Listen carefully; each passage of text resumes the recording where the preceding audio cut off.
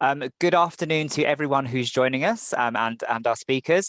My name is Neil Hudson-Basing. I am the Positive Choices kind of events manager for this session on loan from London South Bank University. I'm just going to start off with a webinar statement for you all.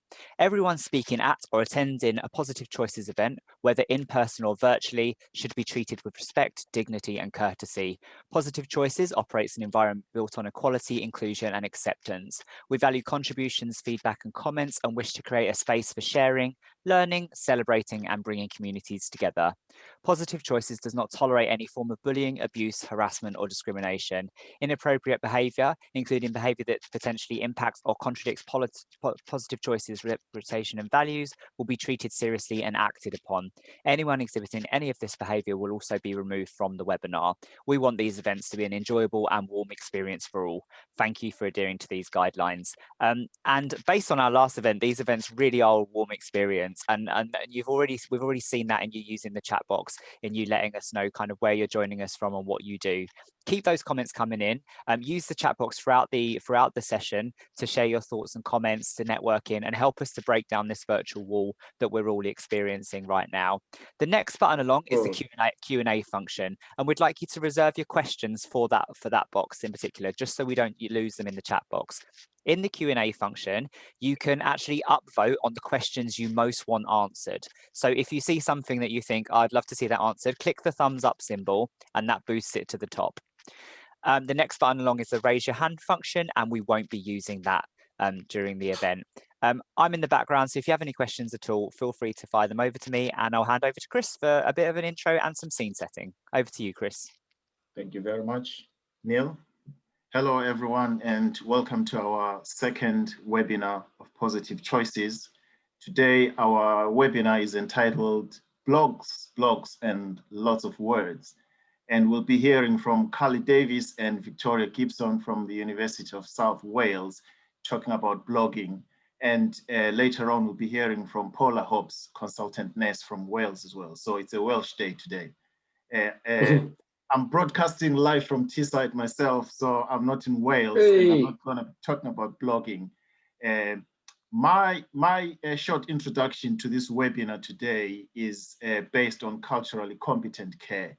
And this is something that has come out of my current PhD research that I'm doing around belief systems of student nurses from Africa who are currently training as learning disability nurses. And in my reading, I've come across certain aspects that have challenged me, but as well as challenging me, I noticed that it will be a big challenge to our field as learning disability nurses. And the reasons will be explained when my presentation starts. So I'm just kindly asking you to have an open heart, an open mind to this presentation, because I think it's going to be thought-provoking and raising a lot of challenges for us as nurses moving forward.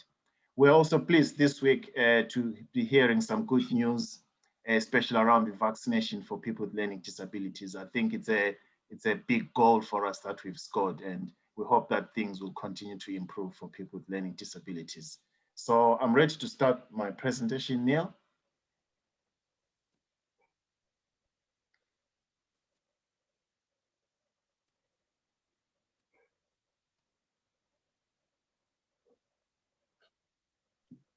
So in terms of culturally competent care, this is not the topic of my presentation. In fact, it is not a presentation. This is just some thoughts that I would like to share, especially with our future nurses, because this is going to be affecting you moving forward from 2021 onwards. Next slide, please, Neil. So I just want to start by looking at the current statistics, you know, and how this has come to affect the study that I'm looking at the moment. So in the last census, which was 10 years ago, the total percentage of the white population in England was 86%, having fallen to a very 10-year level to 94% in 1991. This year, in March, we have another census, which again will be giving us the most up-to-date demographics of the ethnicities around the United Kingdom. But what has been interesting in my research has been the discovery that people from Black and Asian minority ethnic communities who have learning disabilities are starting to increase in numbers. The numbers are rising very rapidly. So in the last census, we had 7.5% of people coming from Asian minority, 3.3 from Black people, 2.2 is composed of mixed and other multiple ethnic groups, and only 1% other unclassified ethnic groups. Next slide, please. The prevalence of learning disabilities in Black and minority ethnic groups is likely to be at least as high as that of the white groups. And this was just after the last census when those statistics were first discovered.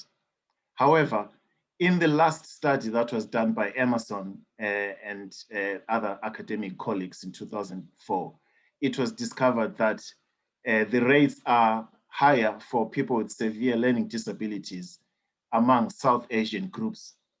And in that study, what they had predicted was that by this year, 2021, at least 1 in 10 people with an intellectual disability will come from an ethnic minority group. However, the next slide tells us something different. Next slide, please, Neil. The projections from 2012 to 2030 show that 25% of people entering adult services with a learning disability will come from minority ethnic communities. However, we've got places where we've got a large settlement of people from minority ethnic groups. And from these communities, there are more people diagnosed with a learning disability. Therefore, the statistics predict that 56% of people with a learning disability in 2011 were found in Birmingham. Come to 2021 now, 10 years later, these statistics are predicted to have risen again. And if you look at the numbers of young people coming from children's services and joining adult services, there's about 25% of them with a learning disability entering adult services again. And this is the current picture. Next slide, please, Neil. So why this interest in all these statistics? Why am I talking to you about this? This is the reason why. As we've been brought up as young people, as nurses at the moment, we are being raised in an environment with our own beliefs, with our own culture, and mainly this culture has been predominantly white, you know. So now, as we are entering a field in learning disabilities, where we are working with more people with learning disabilities who are not part of the white culture, things start to change because our beliefs are shaping how we care for the people that we look after. So having been brought up in a predominantly white background, our care is predominantly white. And not white in terms of ourselves, but white in terms of the values, the ideas, the things that we are getting taught at university. So most of our student nurses at the moment are predominantly white British. There's very few numbers that come from Black and minority ethnic communities. We have legislation in place that helps us how to behave towards other people. And as nurses, we subscribe to the legislation, we subscribe to the NMC code, which tells us and encourages us how to behave when we work with people who are different from us. So we've got Value in People, for example, which was last written in 2001. I think it was updated again a few years later, but still, it is the only legislation that caters for how we need to look after people with a learning disability. Of course, we've got the Equality Act of 2010, which also places a legal duty on us as professionals, but also as members of the public in terms of how to behave towards other groups of people and not to discriminate, because that is illegal. And people with learning disabilities who come from Black and minority ethnic communities have got what are called protected characteristics, one of which is race, and the other one which is disability. So if you are looking at the Equality Act within your modules, try and consider what some of these protected characteristics are. Next slide, please, Neil. So where does culture feature in how we care for the needs of people from minority groups?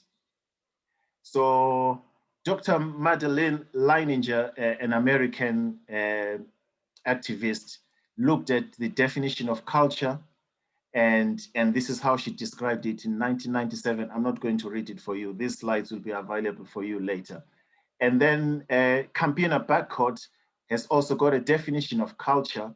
And what they acknowledge in that definition is that it includes people's ethnicity, people's nationality, but there are also things like religion, there are things like generational age, there are things like economic status, but also there are things like disabilities. So as nurses, working with people with learning disabilities coming from different ethnic communities, including minority ethnic communities, whose needs may not necessarily have been described in the dominant white culture. So we're starting to learn more about people who are different to us, who come from other communities that are not the same as ours. This now is placing a demand on learning disability nurses of the future to develop some awareness about culture and what culture means in terms of people with learning disabilities. What does it mean for them to have a learning disability? What is their belief system around the learning disability? In the UK and in the rest of the Western world, learning disability is viewed as a biological process. So we define a learning disability based on what has happened in somebody's brain, and then it therefore affects how they learn and how they relate to day-to-day activities and challenges that life places upon those people. However, if you work with people from African minority backgrounds, for example, they will tell you different about what causes a learning disability. And they attribute this to many causes, such as ancestral spirits, such as witchcraft, such as magic, such as bad luck, such as an act of God, you know, and these beliefs are still prevalent in our communities today, right now. So there are some people who will be in denial about what has caused that learning disability. So having come from the way that we've been trained as nurses to understand that a learning disability is a biological issue, how then do we help these families understand what the cause of a learning disability to their loved one in the family, and how do they make sense of that learning disability, and how do they move forward in terms of seeking help, and how do we then respond with the help that they're asking from us. So Leininger concludes by saying, human beings of any culture in the world have a right to have their culture, care values known, respected appropriately, and used in nursing. So the challenge that this is posing on us is it's time to start learning, because we are the only field now where the patients that we look after, the majority of them now come from minority backgrounds. So they are now the majority in the group of patients that we're looking after. So it's no longer white dominated. So there's a lot of learning around cultural competence that we need to start looking within our own field of learning disability. Next slide, please, Neil. So what do we know about the cultural needs of other people? And these are the things that will come across your modules. Are you already starting to look at cultural needs of people from minority ethnic backgrounds, people outside your own cultural group, people outside of what you know to be the general norm, because this is where the future of learning disabilities is going to go. So there will be things such as the quest for knowledge, which is why we're here today to talk about that. What is it that we need to know? How do we know what we don't know? And how do we find out that? There are so many different patient dynamics that we need to start learning about, And the onus is on us as professionals, as researchers, as academics, to start finding out what is important in people and their culture in terms of understanding and living with a learning disability. So places where we live, where we work, our population demographics will start to shift slightly, and you start to see more referrals coming into services for people with learning disabilities starting to look a bit more different.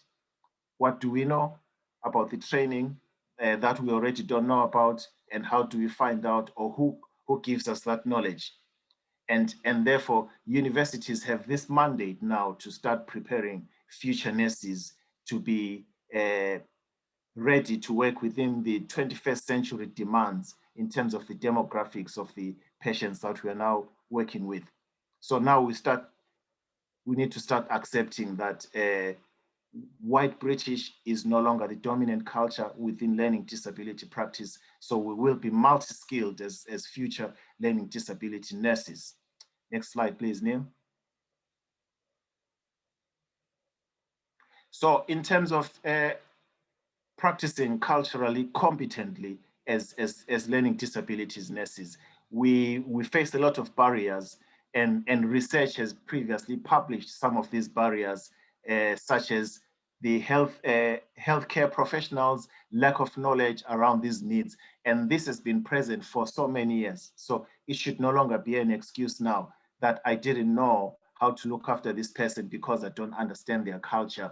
It's no longer the case now, because ignorance is no longer an excuse that we don't know, because we were told over 10 years ago that in 2021, we will have more people with learning disabilities coming from ethnic minority communities requiring our services. And how did we prepare for that?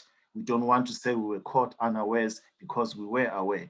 And I want to believe that there's a lot of culturally competent care going on already, but going into the future, the next 10 years, the challenge again will be there will be more people requiring our help, our assistance, our knowledge, our cultural competence, in terms of making sure that patients and their families are satisfied with the type of care that they are receiving from us as practitioners. Next slide, please, Neil. So is it the be all and the end all when you talk about cultural competence? So I've just put some names there, some titles, some concepts and theories that have been used previously. So some people have called it cultural safety, others cultural acceptance, cultural humility, cultural awareness. What do we want to call it as learning disability nurses? Does it have to be called culturally something?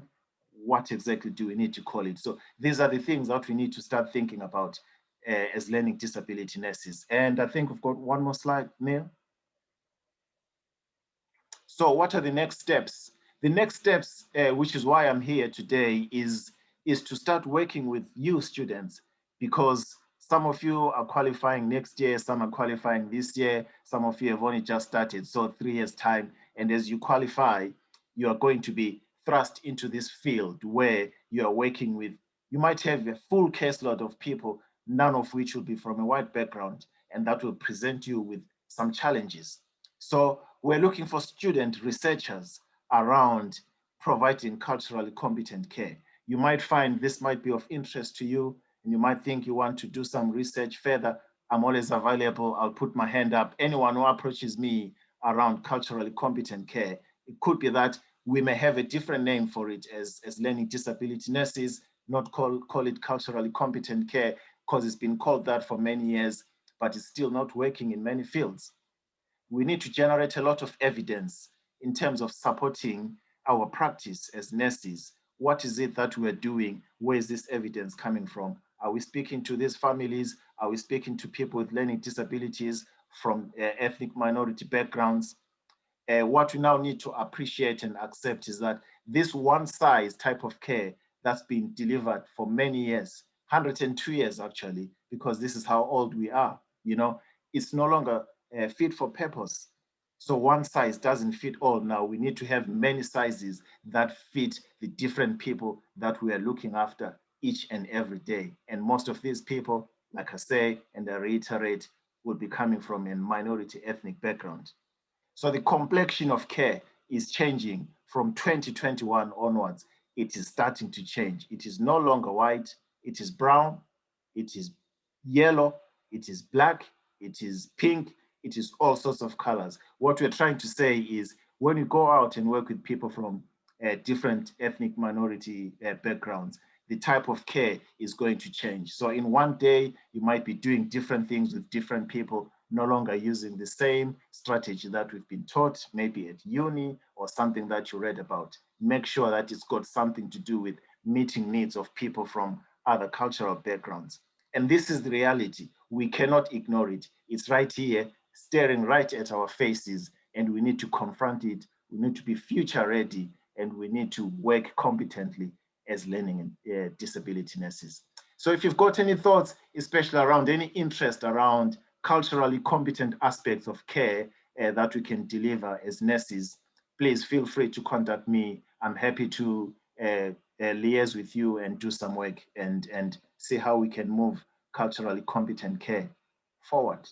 And this is enough from me. Thank you very much, everyone, for listening and giving me this time. Thank you. Thank you so much, Chris. I would now like to welcome Vicky and Carly onto the screen to give their presentation about blogging. Vicky and Carly, over to you. Hello. Hello, are you okay? Sorry, I was just trying to unmute. Okay, so I'm Vicky. And I'm Carly Davis. Yeah. I'm a third year learning disability student nurse at the University of South Wales. And my blogging kind of journey started probably in the second year of my degree. I'd been thinking for a while about starting a blog, but I wasn't really sure what I wanted to say. And I wasn't sure one, anyone would want to read what I had to say for a start, and two, if what I had to say was relevant. So I battled a little bit with some confidence issues, but then I thought to myself, what is it that I wanted to say, and why did I want to say it? And for me, I found blogging is a great way to work through your experiences and kind of reflect on the things that I've experienced whilst on placement and during my studies. So for me, it was quite cathartic in working through some of the things that I'd gone through and making sense of it, really.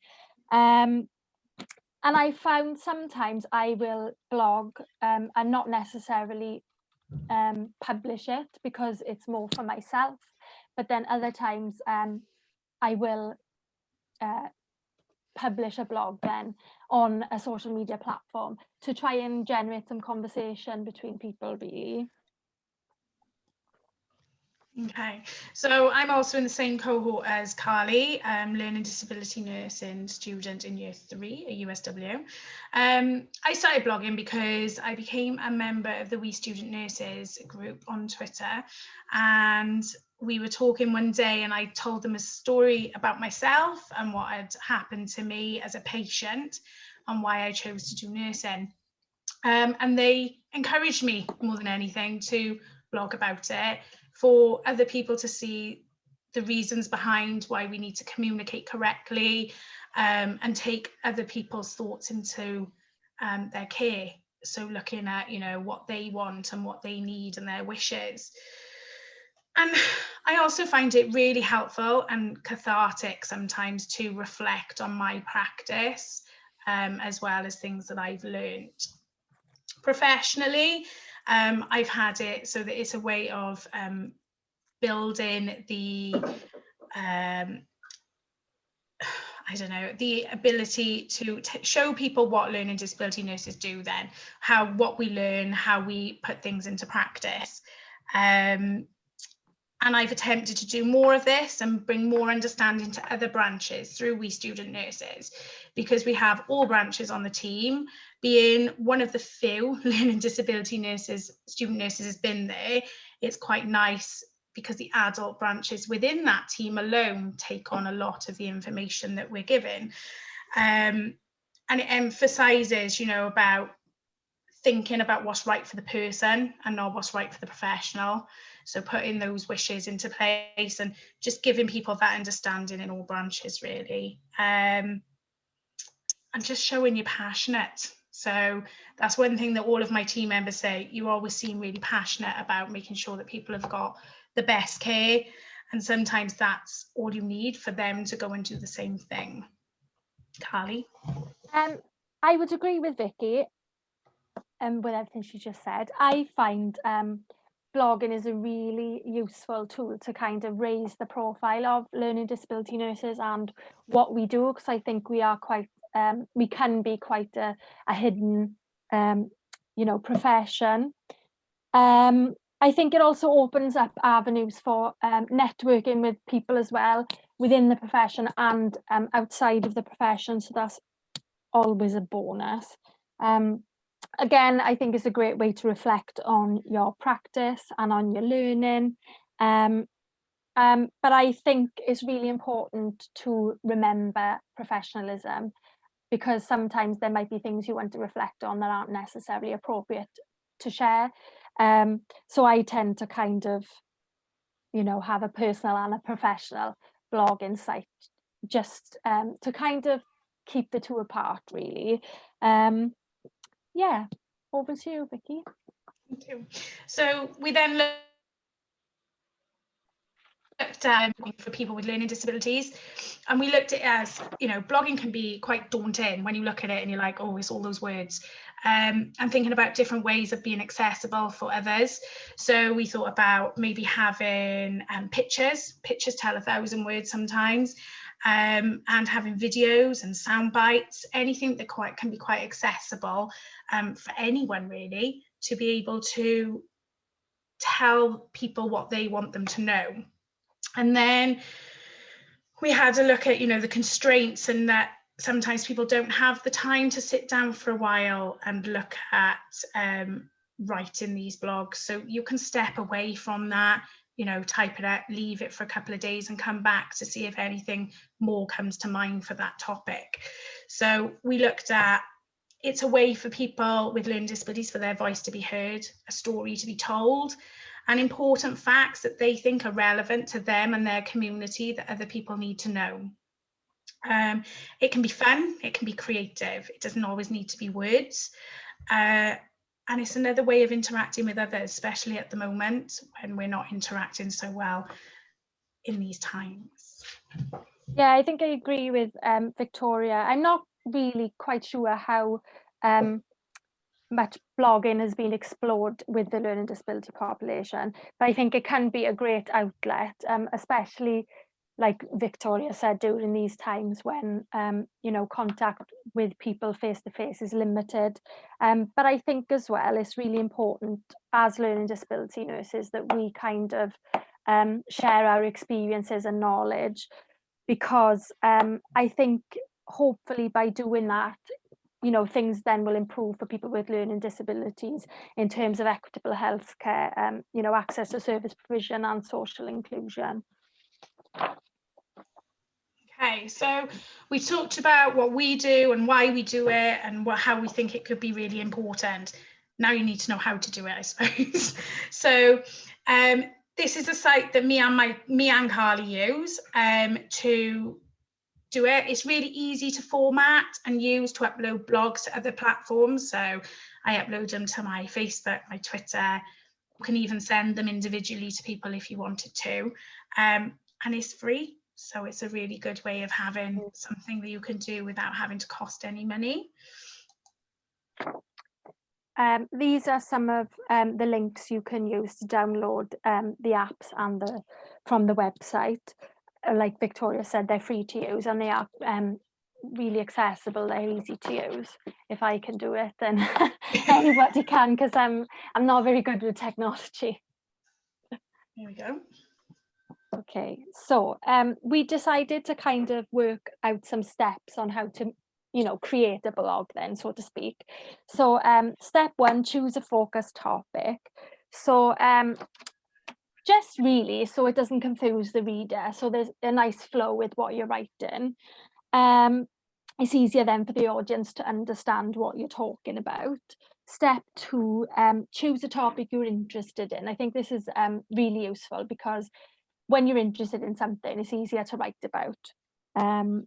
And, you know, I think your passion shows through when you're writing about something that you're interested in. Okay. So as we spoke about using visuals and voice notes and all of those things, it's about breaking up all the words. So it's not looking like a big essay for someone to read. So we use photos and videos and infographics. They are great resources to make your blog more interactive and more visually attractive. You know, larger paragraphs can seem a bit more daunting. So breaking those up into small paragraphs so people can pick up a bit there and then maybe walk away and pick up another bit later on is a really good way of looking at it. And to remember that time, you know, our time is short, it's valued when you're busy. You know, people don't have hours on end to read things, so it needs to be concise and not take forever to read, really.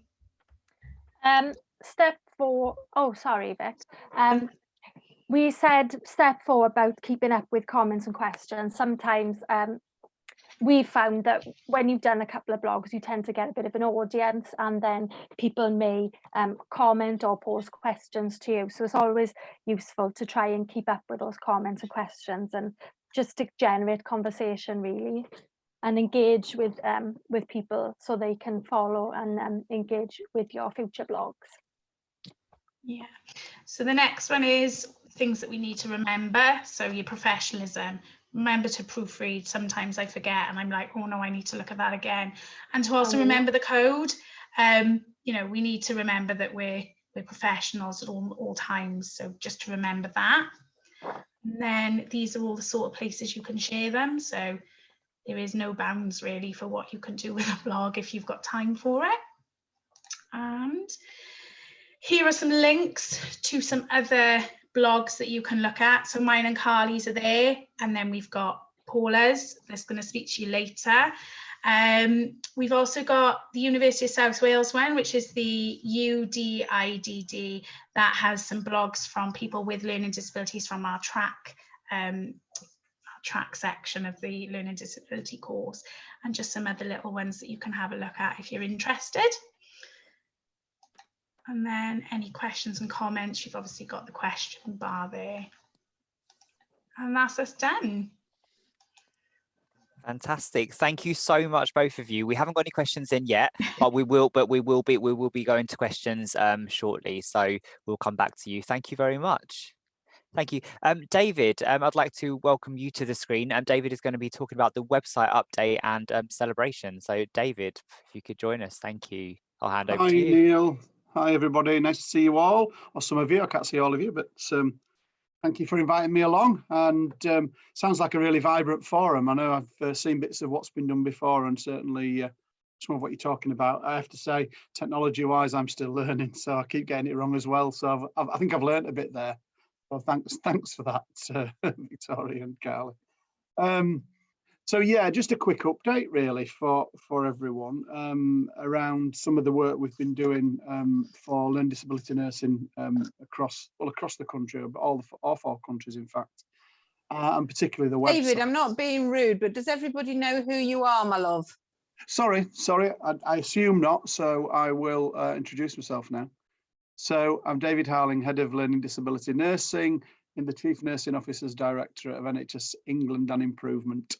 I'm a proud learning disability nurse, as well as a mental health nurse, and I have the lead for learning disability nursing and taking forward our challenges and our successes. And Helen, as you'll probably know, will keep me in line with anything should I stray. I need to be kept in line. That's my role. Thank you, Helen. So just to talk about the website. So if people aren't familiar, we heard a plea from colleagues, clinicians, 18 months ago, 2 years, about the development of a dedicated website. Now, there are other websites, and that's great. And there are other platforms and forums, and that's brilliant. And this is by no means seeking to take any of that away, because we can have as many as we want, and we can share that message and strengthen our cause. To have something that's endorsed nationally, and in this instance was launched by the Chief Nursing Officer, was just a really, really good news story for all the right reasons. If you haven't got it, I can happily share the link after, so people can have a look. Really important to say, if you haven't heard me say this, that the website is there for us as a profession. So we have to make it work for us. And reason I say that is because it's a funded site. It needs ongoing maintenance and work. It needs to evolve, and we want to do more things with it. And it will be much easier for me to be able to lobby for finances to do that if I can evidence that it's regularly accessed, it's used, we're sharing things, and it's an up-to-date resource for people. So I would urge you to have a look.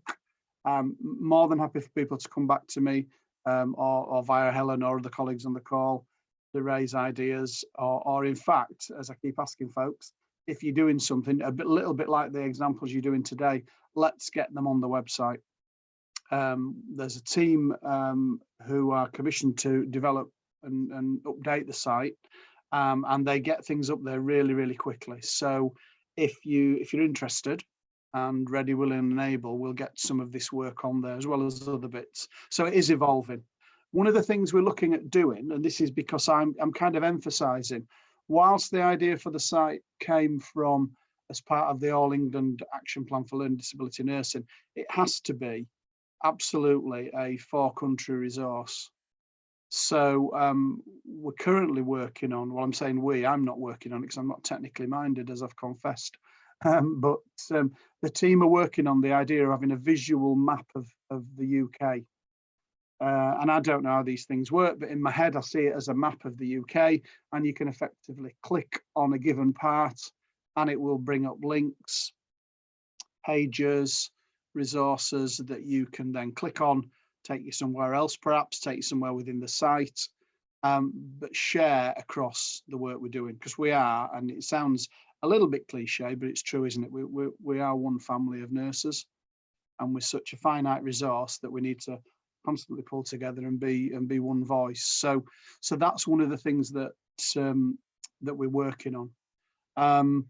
Additionally, we've talked about, and this has come post work we did around the Learning Disability Nursing Symposium. So if people were part of that and attended it in December, we had some comments and questions about students and what might be available to be developed for students. So we're looking at developing a student forum, and with the support of Helen and Jolie and colleagues at Lidnan, universities across the countries have received an open invite to nominate 1 or 2 students to be part of this newly developing forum. So what we want to do is give voice to all aspects of the learning disability nursing community, both qualified and those who are currently in training. And dare I say it, individuals now who are considering a career in learning disability nursing. So that'll probably be the last part of the offer on the site. It's not an immediate priority, but we're working on having some area whereby if you're a member of the public and you sadly may well be losing your jobs, as many people are as a result of the awful pandemic we face, but you're thinking about a career in nursing, then actually if we can get that right and kind of illustrate, excuse me, what our profession does and how exciting it is to be part of it, then that can only bring good things, we hope. Now, on the back of that, I'll mention very, very briefly, we've not had the finer detail of this, but we do know, I was told yesterday through the figures that arrived through DHSC, Department of Health and Social Care, that there's been a 34% increase this year in all applications to nursing. So to give you an example of that, last year it went up 16%. So this year it's gone up, it's doubled again. What I don't know is what percentage of that 34% is or are interested parties in learning disability nursing. But we know that we saw an increase last year in numbers of about 150 students from the previous years. So really positive. We definitely feel like we're going in the right direction, but we've got an awful lot of work still to do. But yeah, it feels really positive, and it's a result of, I think, the work that we're all doing, the work we're driving forward, that reputational stuff we're putting out there. Social media is such a powerful tool that people are, readily promoting what they do. And I have to say, as well as challenging some of those myths about what we do or don't do, and that's equally important to educate people And in doing so, I keep hearing it all the time. And we've shared this before, a number of us, but people saying, oh, I applied to do nursing. I didn't know learning disability nursing was a thing. You know, and you think, okay, and then they were enticed to do it, and they're partaking in the training and they're loving it. So reputationally and promotional wise and marketing and all those fancy things we do, we need to get a bit better at that or exploit it a bit more. While I'm on and I've got your ears, I mentioned the symposium. So we have another third symposium on the 22nd of June, which colleagues will know it's the Learning Disability Awareness Week, which is good. And there's lots going off, or will be lots going off that week. And it's a plea again to people. I'm about to send out probably this evening a kind of invite and call for individuals to be part of that. If you've got something you want to celebrate and share, we will try and secure a slot for you. The short slots, 15-20 minutes maximum. And of course, not everybody will get a slot, but we want to use the website and other sources and events that we'll be running throughout the year to get that information shared and those innovations and exemplars out there. But if you see that, I tend to operate on Twitter for some of this work and sharing things. So if people are on Twitter and they see that, either follow me or pick it up and come back to us with an idea if you want to present.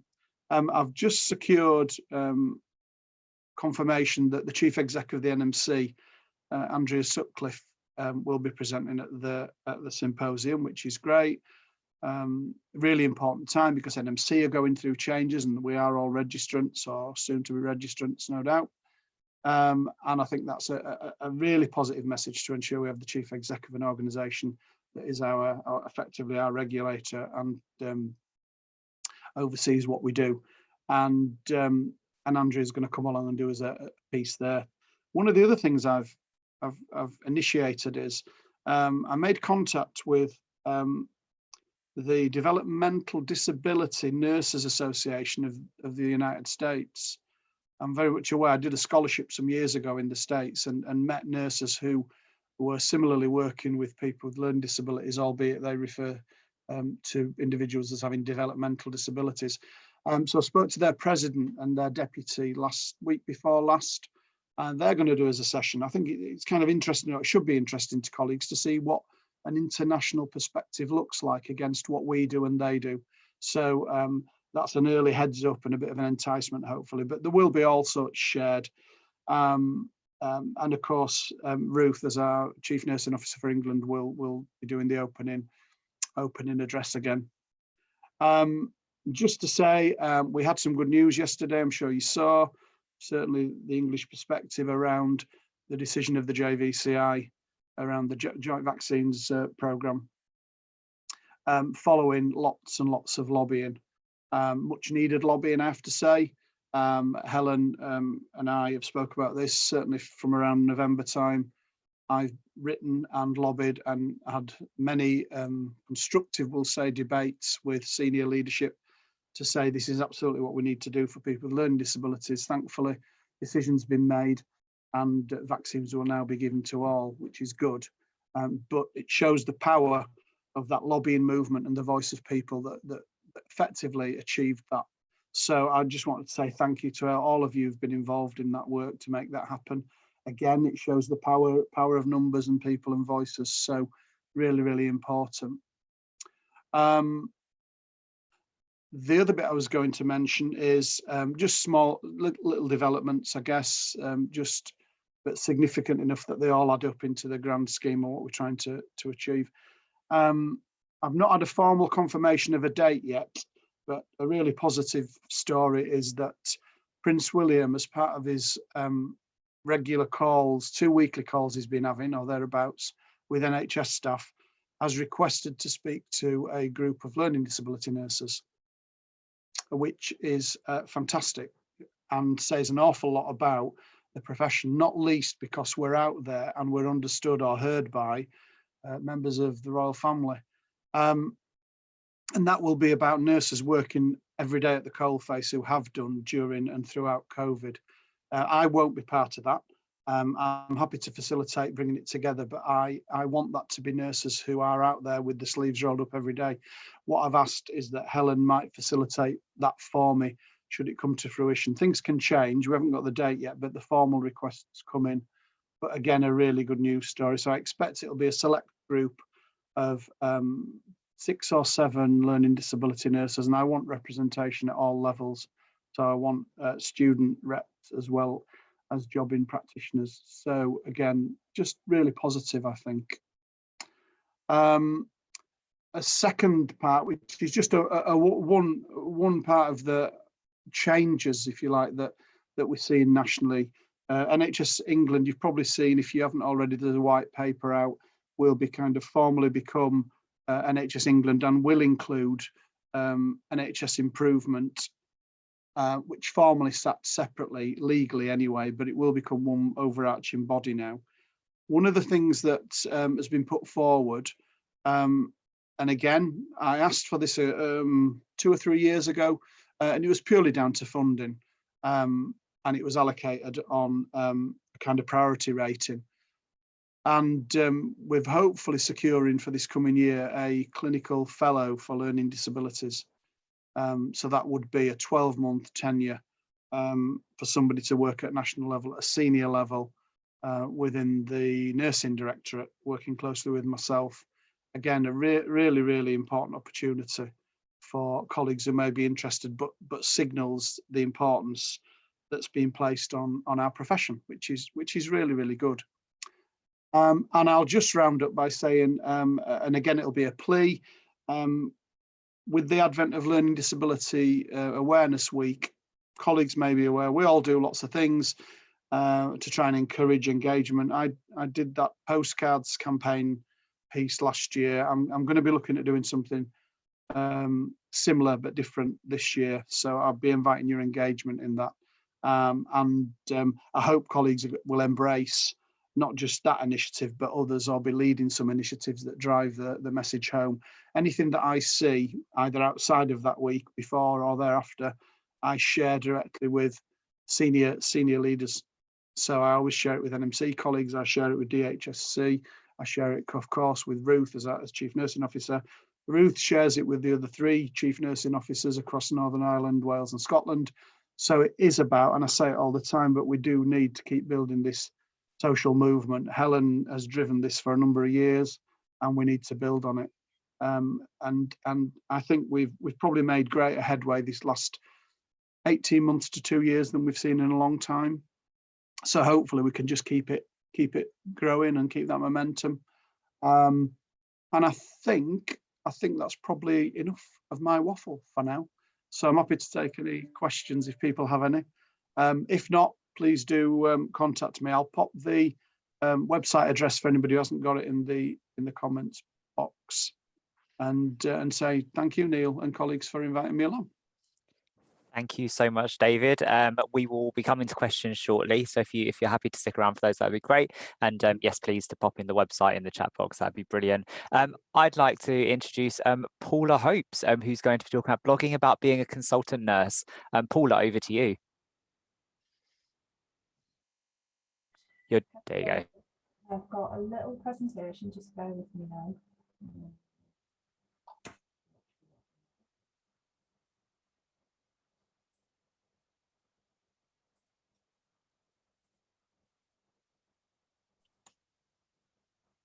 Can you see it? Not yet.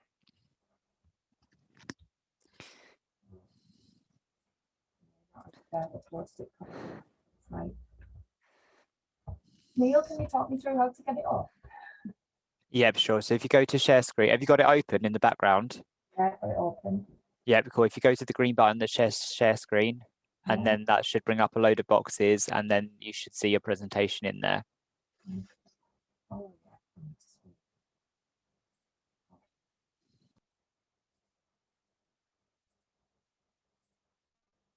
yeah, see it now?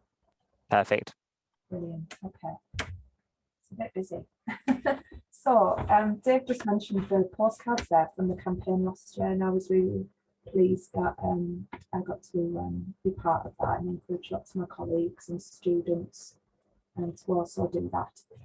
And that's my postcard there. So I'm going to talk a little bit about my role as a nurse consultant and how I use blogging as part of that. And it starts, well, I'll talk about why I blog first then. So that would be my first slide. So the reason that I like to blog is, firstly, I have got an opinion on things that I see. I am quite interested in other people's ideas about you know, what's important in the learning disability field, and sometimes I agree with those things and sometimes I don't. Sometimes I want to draw attention to some of the issues that might be happening specific to where I am in my practice, or what's happening in our part of the world in Wales. I really enjoy writing. I've always been quite academic. I like writing things down, often when there are things that are on my mind, things that are bugging me, and I want to make sense of things. It might be that I get up in the middle of the night and start writing a blog about something that I want to make sense of, and I find it quite therapeutic. As Carly and Victoria said, I want to try and reach a wide audience about what the key issues are for people with learning disabilities and their families and our profession. And I find that blogging, it's a bit hit and miss. Sometimes I might see that 100 people have read one of my blogs, and another time 400 people have read one of my blogs. So it's not, you know, I'm not sure that I'm reaching that wide an audience at the moment. But I see that when I share it on Facebook, that's kind of a way that lots more people are kind of clicking on the link and following it. When I share it on Twitter, not so much. It might be, you know, there might be only a quarter of the people who've read the blog have come from Twitter, and the majority of people come from Facebook sometimes. So it's about sharing knowledge about my role as well. When I came into the nurse consultant role, there was lots of questions about what the role is and how I was going to sort of deliver on the 4 pillars of practice that are part of the nurse consultant role. And I couldn't really find a lot of information about kind of people's own experiences in learning disabilities as nurse consultants. I saw a couple of mental health nursing blogs, which I was really interested in. And because the role is very varied, and people are obviously at stages in their career where you know, some people are very well developed in the role and very capable of articulating what the role's about. I am the only learning disability nurse consultant in Wales, and so I was really keen, you know, to kind of talk to my colleagues in the wider network, in the UK-wide nurse consultant network, but also I needed to be able to understand the kind of differences in the role in terms of living and working in Wales.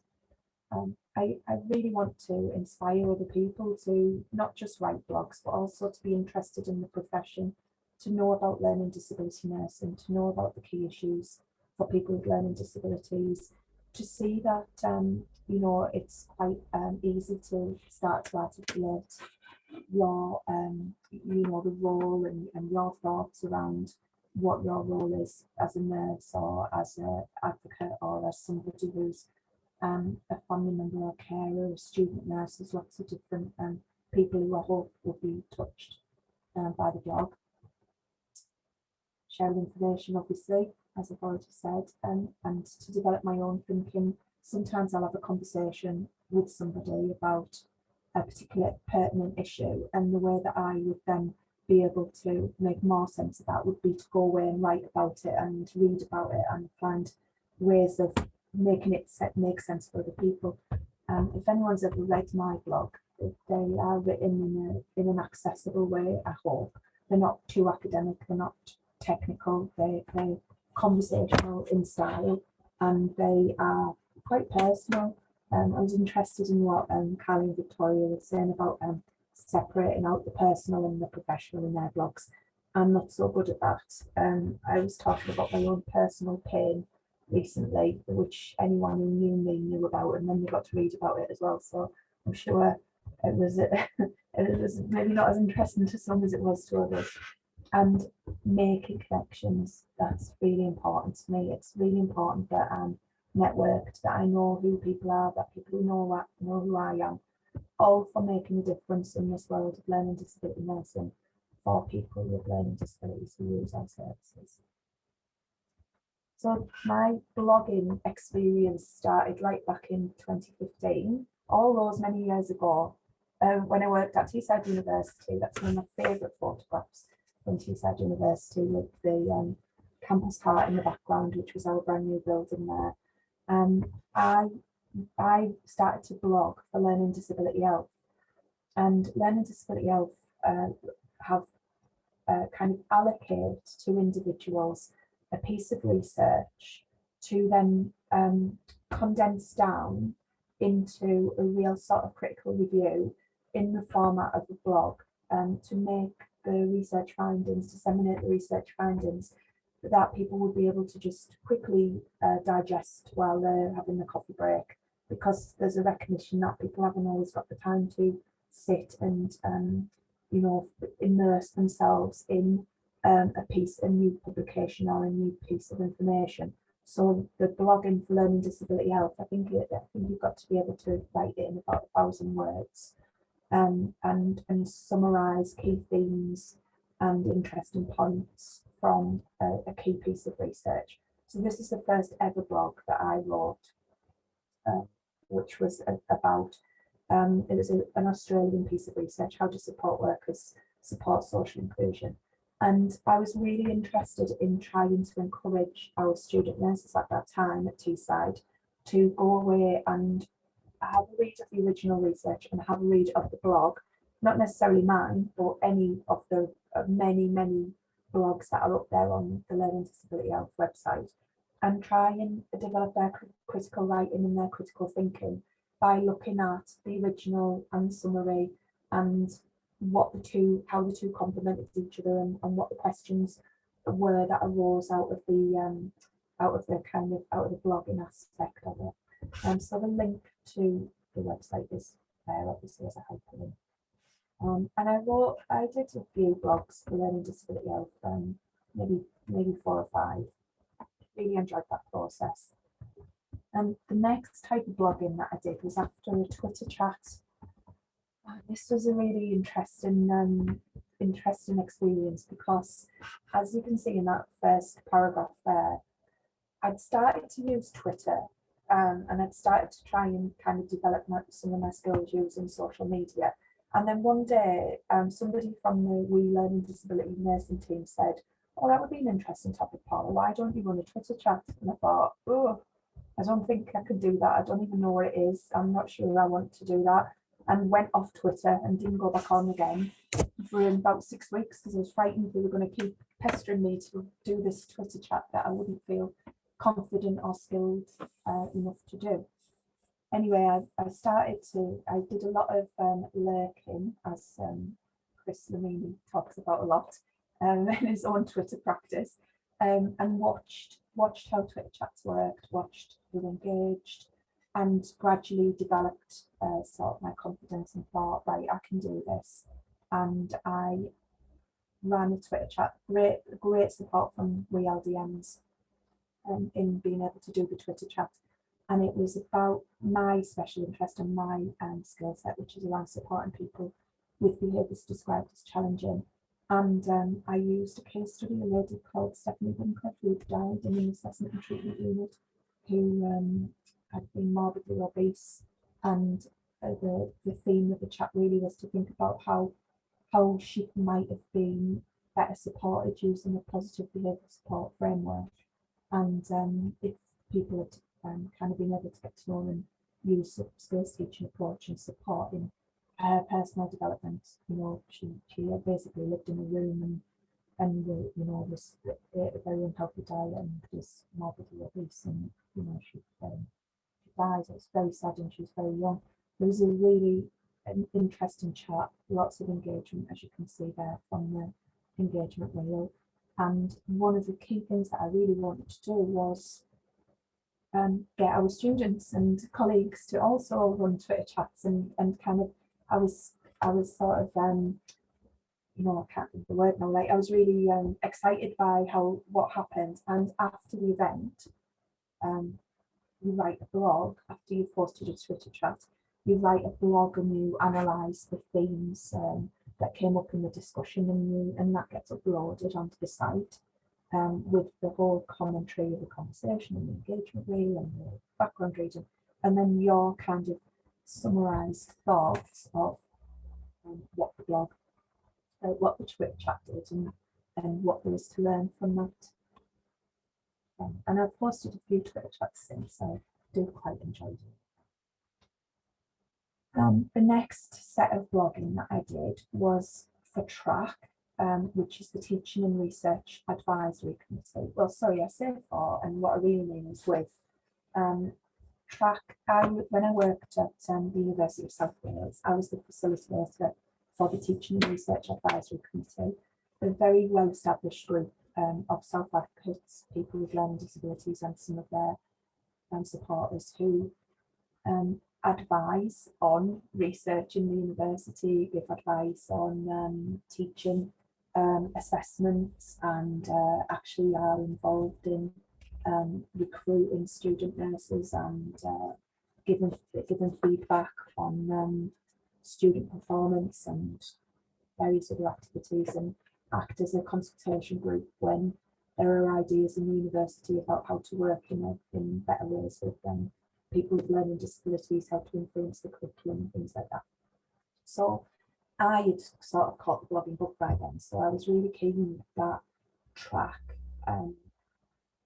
look at new ways of kind of spreading the knowledge and their awareness of what that group did, because they were just a fantastic group of people who had really made some changes over their experiences as part of this committee. And one of we wrote a blog really to just kind of introduce who TRAC were. Then we wrote a blog about being accessible in blogging, which was quite interesting because we weren't that convinced that many people with learning disabilities were going to be able to find the blog and access it, because there's so many barriers at that time that the group explored in terms of access to technology and data, and being able to get the information that was there. And then this is me and Philip, who's a member of TRAC. We presented about co-production in the Teaching and Research Advisory Committee, and we met Von Giffen that day, as our health minister in theirs, and we blogged about that experience where I was like a complete nervous wreck, and Philip was saying, you'll be fine, it's okay, I've done this loads of times. And I totally learned from his experience as a presenter, even though I was a lecturer and I felt quite comfortable talking to people, student nurses, and in front of large groups. I don't know what happened to me on this day. I just felt really overwhelmed by being in this room with these people who were much more experienced and knowledgeable and confident than I was, and Philip did all the talking and I just did the clicks, which was quite a nice way of doing it, really.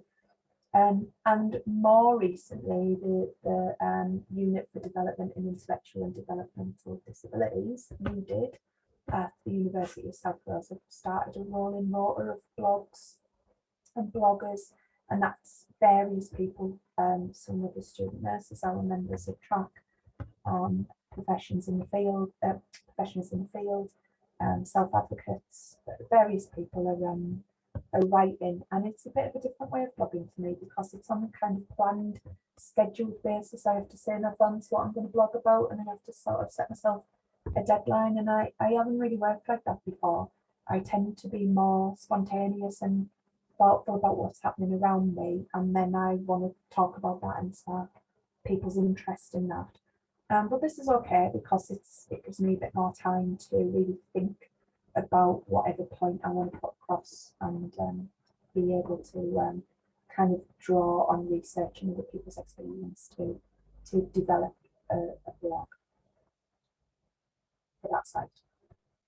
And then sometimes I'm blogging about things that bug me a little bit, things that I'm not sure, stuff that's being picked up in the media maybe, or something that I've heard that's really doesn't fit with our values within the profession.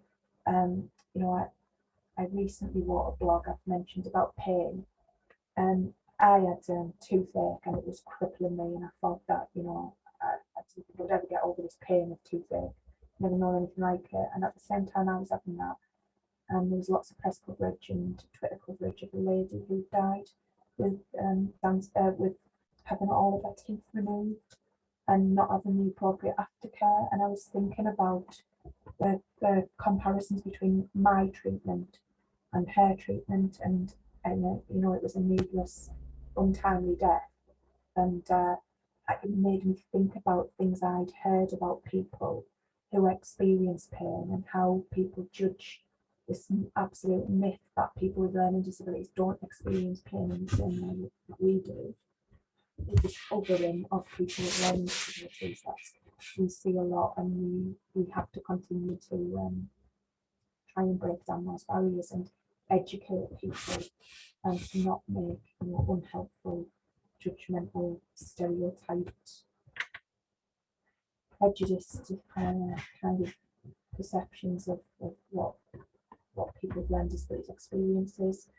And so lots of things that I blog about are things that are like on my mind, things that I want to kind of challenge. Sometimes I'll see a tweet and I think, oh, that's a bit unfair. I'm not sure that the person who's saying that is really kind of thinking this through from somebody else's perspective. Or the most recent blog that I published was about this debate around how vulnerable people with learning disabilities are, and it's all been sparked by the coverage of Jo Whiley's sister, and people kind of judging some of the language that she used as a carer and as a, you know, somebody with a loved one, and kind of making comments about how well informed she is. And you know, at the end of the day, she's somebody's sister who's very concerned about her sister's experience, and has managed to raise that up and kind of publicise in a way that many of us have been trying to do, and it needed recognition, and it means something, and we're all in this together, and we can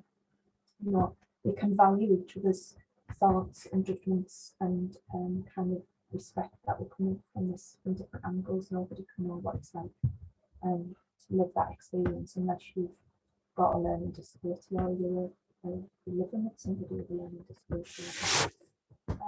So yeah, they're the kind of main things that I blog about. I think that it's really important that we try and continue to share our experiences as learning disability professionals, to be able to highlight to other professionals, as Carly and Victoria talked about, with how they kind of influence adult nursing colleagues or student adult nursing colleagues with their blogs and their kind of insights into what it's like to be a learning disability student nurse. And yeah, you know, it's something that I'll continue to do, and I get lots of questions about becoming a nurse consultant because of my blog, which is that's exactly what I wanted to do when I set up my personal blog, was to raise the profile and encourage other people to aspire to clinical nurse leadership roles in learning disability. So thank you very much. Thank you so much, Paula. I'm just going to mute that just so there's a bit of echoing. Great. I would like to now invite our other speakers to join us on screen, and we're going to go through the audience Q&A. Fantastic. Thank you. Brilliant. Great to see you all. Okay, so Chris, our first one is for you. This is from Penny. What can we do to support you and to raise cultural awareness as third-year students due to qualify this year? Can you repeat that question, please? What can we do to support you and to raise cultural awareness as third-year students due to qualify this year? Oh, wow. First of all, if you get in touch with me, because I am looking for as many ideas as people can generate around your own understanding of culturally competent care, and your pledge, really. What is it that you would like to contribute out there as a learning disability nurse into the future care of people with learning disabilities who come from minority ethnic communities? Thank you. Would anyone like to add to that at all? Okay, we'll move on to the next one. Next one is from Lynn for Carly and Victoria. Great presentation, well done.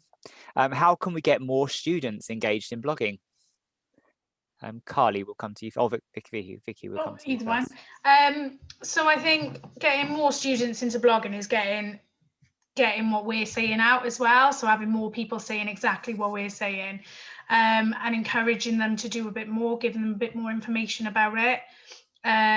So mine definitely started, like I said, with we student nurses, as being peer support, but also with our lecturers saying, oh, why didn't you write about this? And just seeing how that feels, really.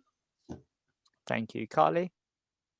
I would kind of agree. I think to a degree, we found with our cohort is a bit of a confidence issue. I think some people, you know, the old imposter syndrome, or nobody wants to read what I've got to say, or you know, it's not relevant. So I think maybe, I don't know if there's anything you know that could be included in the curriculum about you know, not necessarily blogging, but about writing for publication and things that might be useful to, you know, increase people's confidence to start blogging and share their experiences and their thoughts on things.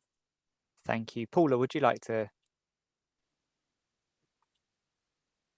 Yeah, I think that what they just said there about you know, kind of imposter syndrome. I think anyone who, you know, if you just listen to what I said there, that's just, we all have it all of the time. And I think there's lots of us who think we're going to get caught out tomorrow or somebody can say, why did they ever give her that job? How is she skilled enough to be that person? Or I think it's important that we talk about it and we acknowledge that, you know, people do lack confidence sometimes in saying, you know, listen to me, I know something about this. And by having that kind of conversation with our students and helping them see the journey that we go on as professionals and as lecturers, that can only be helpful. Thank you. Helen, I know you wanted to jump in. Yeah, just a couple of things. Well done, everybody, for your presentations, but specifically, one of my most favourite comments that you made, girls, that links into the discussion that we're having now is about that writing a blog just for yourself, to actually be able to crystallise what it is that you want to say and what you think. And I've put in the chat box, I often keep in my head a fake Facebook account and put fake statuses up. So hashtag stupid idiot, or whoever's driving in front of me, or those sorts of things, because it helps you actually get those ideas out. In relation to that imposter syndrome, 100% agree with you, Paula, that every day, you know, you say something and you think, why am I having to say this again? Oh my gosh, I'm banging my head against a brick wall, or this, that, and the other. But one of the things that we need to remember is that we read articles and people say, well, why have they written that? We've been doing it for years. No. But they got off the bums and they actually wrote about it. So you need to remember that. And also that you need to keep tweeting, keep retweeting, and actually think about the fact that, yeah, you might hear your words rubbished by fools, but we stand up always as together we're better, and we bring it all there. I'll shut up now. Thanks, Helen. Over to you, Steve. Hi there. Yeah, I've been blogging for years, well, a couple of decades, I believe. But one thing I've learned to my own, it's, you need to think, not only think about the MNC, you need to think about your own trust. If you work for an NHS trust, of their reputation, because what you can write can obviously be misconstrued or interpreted by other people. So I think you really need to be careful about what you're writing about. Cool. Thank you. Jane asked, brilliant presentation, brilliant ladies, thank you. I write a blog now and again. So what would be your top tip for sharing with others on virtual platforms? And I know Helen's just gone, you know, into that about like kind of like just carry on sharing and retweeting, but any other kind of like useful advice that you've got for our audience? I think for me, I very much include other people as well within it. So I'll tag a few people. I I wrote one this week and it ended up going to my health board because it was something about them, but someone else had sent it to them. So it's about the people you tag, they can share it as well, so it can get out there. So the more you tag, the more people it's going to reach. Perfect. I mean, I think that, you know, when I'm promoting events kind of thing, if you wait for other people to promote it, they don't just do it. But if you start tagging them, a little bit of healthy harassment goes a long way. Carly? Oh, you're on mute. Sorry. Yeah, I'd agree with Victoria. Just kind of sharing on a couple of different platforms I tend to, and I have to be honest, a lot of our cohort and some of the professionals within the field are very supportive and will share your blogs as well. So that's obviously really helpful because then it's reaching a wider audience then. And Paula? Yeah, I think that trying to being topical, you know, thinking about what people are talking about today is really important as well. I wrote a blog a couple of months ago about people who didn't have capacity to consent and their stories through COVID, because we make digital stories in our health board, and I had to go through this really lengthy process to make sure that this lady who wanted her story showing and telling, I could evidence that she could consent and she had the capacity. But it made me really think about all the people who might not be able to verbally consent or go through that process. How can we decide? How can we include people's history and experiences? Anyway, I wrote a blog, and then this issue came up with somebody who wanted to make a digital story. So I sent her my blog and said, "Oh, I just thought you might be interested in this. So don't be shy if you think that you've got some useful information that can help somebody else move on." And she was really grateful. She said that my thinking helped her think through her issue, and then she was going to raise that up in her own health board to kind of highlight how they could go through that similar sort of process. So yeah, Shy Ben's getting out, as Helen Levity says. Thank you. Chris? Yes, I also just want to say, I read Paula's first blog in 2015, and I remember a week later after it was published, I asked Paula, I said, "Oh, how do you do this blogging thing? What's this all about?" And then Paula explained to me how you do it, sent me hundreds of links, and I read them and just put them away. And I didn't do what she did for 6 weeks and disappeared off Twitter, but I just didn't want to start the idea itself. It was only during lockdown last year that I wrote a blog, you know, about missing my friends at work. It wasn't an academic piece of work. It was just the loneliness, you know, the sadness that came as a result of lockdown and what it was doing to my mental well-being. But I look at a blog as a letter that you write to yourself. So I did this Word document and then saved it and then emailed it as an attachment to myself and opened it. Oh, you've got an email from Chris Dlamini. So I opened and read it and I loved it. And I tweeted it, and within seconds, people were like, "Wow, this is beautiful." And you know what? It ended up in the Nursing Times and Learning Disability Practice, first ever blog.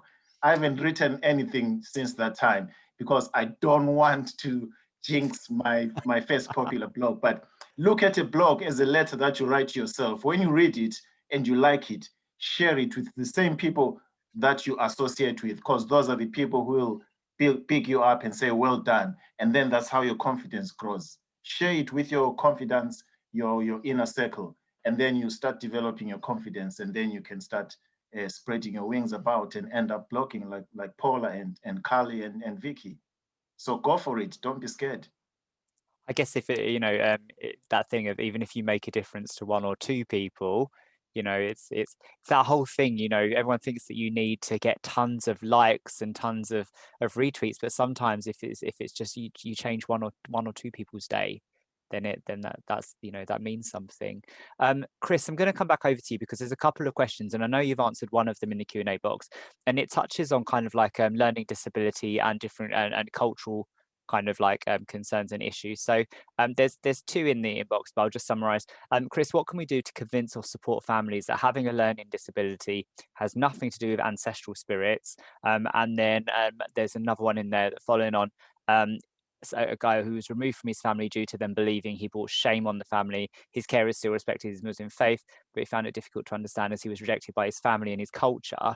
We held an LSBU event yesterday where we had Mariama from Autism Voices talking about something similar, some programs that they do with different kind of like religious groups.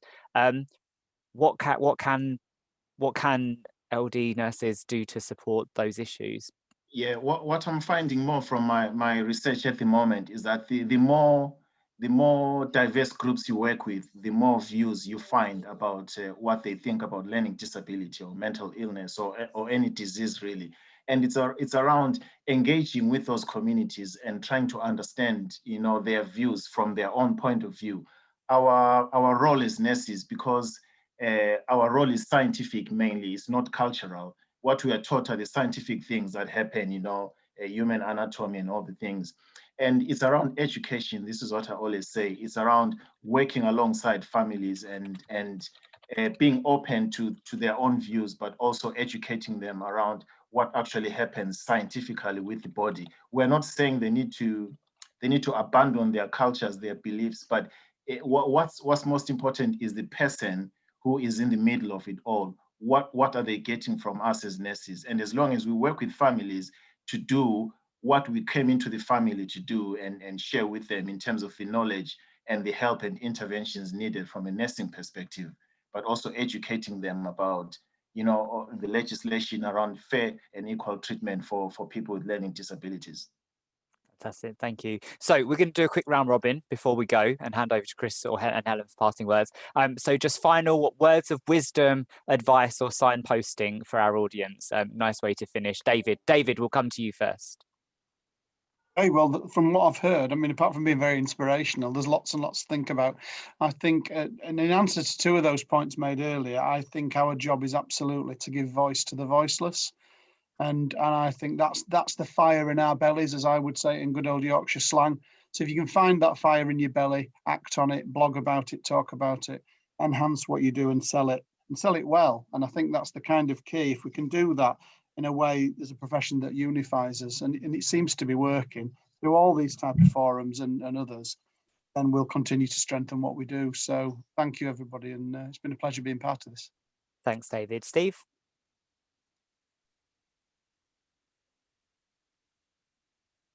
Yeah, it's a really good session, especially the blogs from Wales. I really enjoyed them. And also Chris's talk, and I'm going to invite him down to South East London to actually talk to us. Brilliant. Thank you. Thank you. Carly? I really enjoyed Chris's talk, actually. It's really made me think about things, given me some food for thought. And it's something I think that we don't necessarily consider enough in nurse training. So it would be really nice to have you to come and do a talk at USW. And also just get blogging. You know, I'm really interested as well in what Paula said about just writing about things that are on your mind, and it doesn't have to be anything profound, but it's just things that you know, you might be thinking about that could impact other people and other people are thinking about. So it's good to generate the conversation. So thank you for today. It's been lovely. Thank you. Vicky? Yeah, same. I really enjoyed Chris's talk from a personal aspect and from a nursing aspect, because I've got a few cultures in my house and we were all a bit different. And it was quite nice to see that and looking at how we can help others with that can't have that voice for themselves. So that was really nice. And with blogging, and I've seen that some people asked about how we pick what we're going to talk about. It's what's relevant to me at that point, what's relevant and what I feel needs to be said for other people to know is relevant. So what's relevant to you is what is generally relevant to most. Thank you. Paula? And so, you know, it's so helpful to have you know, people support us around you. I know Chris has just said something so important there about, you know, sharing your thoughts with somebody you know is going to kind of encourage you and help you firm that up a little bit and maybe challenge you a little bit on some of the things that you thought you know, some of your perceptions. And so I think we're really good at that, and this kind of forum shows how supportive learning disability nurses at all stages in their career can be of each other, whether you're in student nurse just test some things out, our esteemed colleagues there, lecturers in the university, and people in practice, really important to work together, support each other. Thank you. Chris? Yes, to me, it all comes to the little idea that you get inside your head. Don't keep it inside your head, because ideas belong outside the head, not inside it. It's like a pebble. If you throw a pebble in the ocean, you create 5 or 6 ripples. But if me and you put our pebbles together, we've got a stone, and that stone creates a bigger ripple. If all of us as LD nurses and students get our pebbles together, we create a boulder. And if we throw it in the ocean, we'll make waves. Thank you. That's very, very poetic, very poetic note. I'll hand over to Helen to finish. Okay, how do you follow that really? But we'll think about it. But in terms of what Chris is saying, in terms of that boulder and that wave, for those of you who are over 21, and I guess Lynn, you're over 21 like me, Lynn Westwood, I mean, then Positive Choices was going to be a one-off event. A one-off event that was going to give you the opportunity to be part of the majority rather than the minority. And I made the fatal error of about 3 o'clock in that first event, going out to the loo and coming back in and facing this groundswell of people saying, will you do it again next year? And now 18 years later, or what I can say is that that's history really. Somebody has written anonymously in the chat about how, what do you do with uncomfortable conversations? How do you know what to talk about and how do you not want to know what to talk about? Sometimes it's best to let the grown-ups do, and that sounds really patronizing saying that. Sometimes it's better to let people who have the opportunity to have a bit of a bigger network behind them to have those conversations. So with that in mind, on March the 11th, we will be having our next Lunch, Learn and Celebrate. And we're going to run it a bit differently. We're going to run it a bit like question time.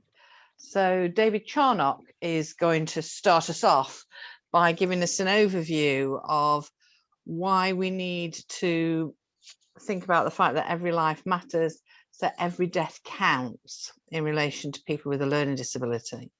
And we're going to think about what life has been in relation to COVID, what has happened in relation to the vaccine. That, for David and I, one of the springboards for this is that one of the nursing homes, little nursing home that we link into in terms of practice, has had 4 elderly residents die of COVID in 1 week, a fortnight, 3 weeks ago. And that has been devastating for the individuals who've worked with those people for years and also for the other individuals that live there. David will also be joined by Helen Atherton from the University of Leeds, who some of you will know from the Finding Ivy stuff in terms of the T4 protocols and eugenics. And she is going to give her specific opinion. Joanne Kiernan, who, as well as being a nurse lecturer from the University of Edge Hill, is also the nurse consultant at Alderhay.